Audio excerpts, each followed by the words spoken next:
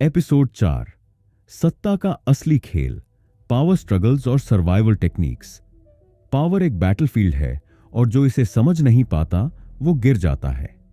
इतिहास गवाह है कि जो रूलर्स सत्ता की पॉलिटिक्स नहीं समझते वो ज्यादा समय तक टिकते नहीं।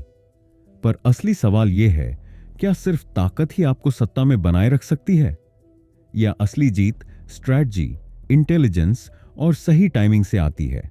आज के एपिसोड में हम जानेंगे पावर स्ट्रगल्स की असली सच्चाई और वो टेक्निक्स जिनसे रूलर्स अपनी पोजीशन को अनशेकेबल बना सकते हैं। Power struggle. जब हर कोई राजा बनना चाहता है, एक बात याद रखना, सत्ता का खेल कभी खत्म नहीं होता।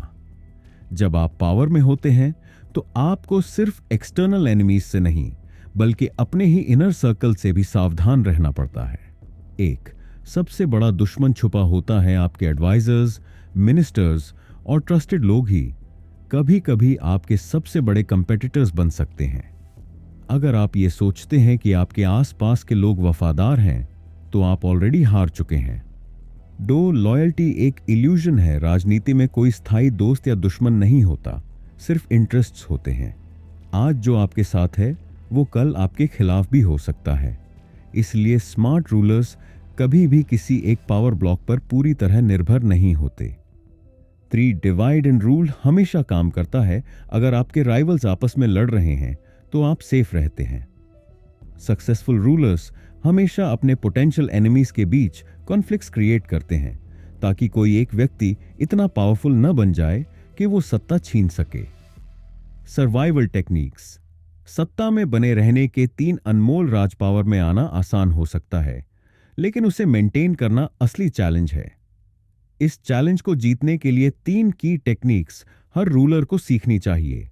वांट, फियर और ट्रस्ट, दोनों का सही इस्तेमाल करो। एक अच्छा रूलर वो नहीं जो सिर्फ डर से रूल करे, और ना ही वो जो सिर्फ ट्रस्ट पर चले। सत्ता का सही बैलेंस फियर और ट्रस्ट के बीच होता है। फियर इतना हो कि लोग आपको चैलेंज ना करें, ट्रस्ट इतना हो कि लोग आपके लिए लड़ने को तैयार रहें। 2 प्रोपेगेंडा को कंट्रोल करो। सत्ता का खेल परसेप्शन का खेल है। जो अपनी कहानी कंट्रोल करता है वही हिस्ट्री को लिखता है। अगर आप मीडिया को कंट्रोल कर सकते हो तो आप लोगों की सोच भी कंट्रोल कर सकते हो। अगर लोग ये मान लें कि आपकी पावर अटूट है तो कोई उसे चैलेंज करने की कोशिश भी नहीं करेगा। 3 पब्लिक सपोर्ट को मैनिपुलेट करना सीखो।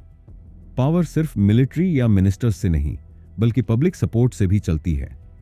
अगर जनता आपको एक्सेप्ट कर ले तो आपकी सत्ता मजबूत हो जाएगी।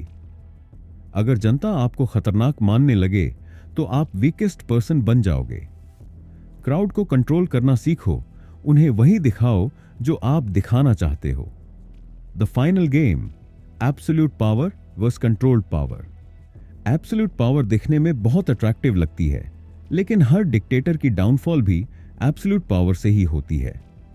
स्मार्ट रूलर्स हमेशा कंट्रोल्ड पावर रखते हैं, यानी पावर इतनी कि आप अजेय बने रहें, लेकिन इतनी नहीं कि लोग डर के रिबेलियन शुरू कर दें।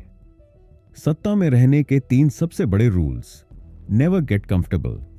जो रूलर्स आराम से बैठ जाते हैं वो ज्यादा समय तक नहीं टिकते। Always plan 2 steps ahead. अगर आप सिर्फ आज की सोच रहे हो तो आप पहले ही हार चुके हो। Control the key players. Her ruler के पास लॉयल जनरल्स, मिनिस्टर्स और एडवाइजर्स होने चाहिए जो हर सिचुएशन को हैंडल कर सकें।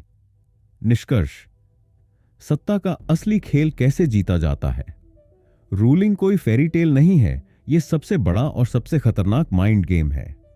अगर आपको सत्ता में बने रहना है तो आपको हर मूव सोच समझकर चलना होगा। आज हमने सीखा कि पावर स्ट्रगल हमेशा चलता रहेगा, आपको इसे जीतना सीखना होगा। फियर और ट्रस्ट को बैलेंस में रखना जरूरी है। प्रोपेगेंडा, क्राउड कंट्रोल और पब्लिक सपोर्ट ही असली वेपन्स हैं। अब सवाल यह है, क्या आप इस खेल के लिए तैयार हैं? अगले एपिसोड में हम डीप डाइव करेंगे उन हिस्टोरिकल रूलर्स में जिन्होंने पावर को मास्टर किया और उन गलतियों को भी जो उनकी डाउनफॉल का कारण बनी। तो बने रहिए, क्योंकि सत्ता का असली खेल अभी भी जारी है।